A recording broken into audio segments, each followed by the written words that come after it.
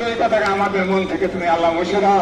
আমাদের দেশের অমুসলিম ভাইরা সংখ্যাগরিষ্ঠ, তারা সবাই মিলে সংখ্যাগরিষ্ঠ, তারা যেন আমাদের বিরুদ্ধে কোন রকমের পরিকল্পনা না করে, আমরাও ইনশাআল্লাহ তাদেরকে প্রতিশ্রুতি দিচ্ছি যে আমরাও তাদের বিরুদ্ধে কিছু করবো না।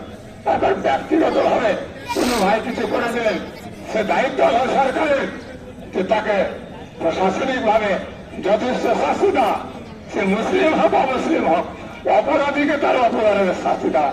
একটা অপরাধী হবে আর সমস্ত জাতির উপরে একটা দেশ চাপবে, আর সমস্ত জাতিকে দায়ী করা হবে, এটা কোনদিন সঠিক বিচার হবে না।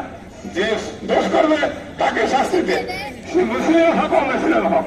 মুসলিম বলে আমরা তার পক্ষপাতিত্ব করতে কোনো সময় আসে না।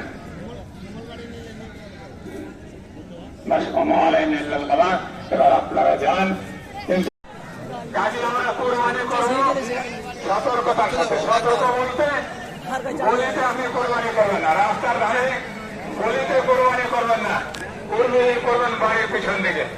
আমাদের পাড়া গ্রামের পরিবেশ, সবাই বাড়িতে পিছনে জায়গা আছে, কোরবানি করবেন বাড়ির পিছন দিকে, এক কথা।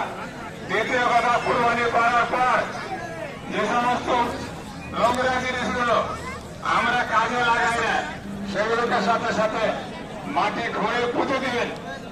রক্ত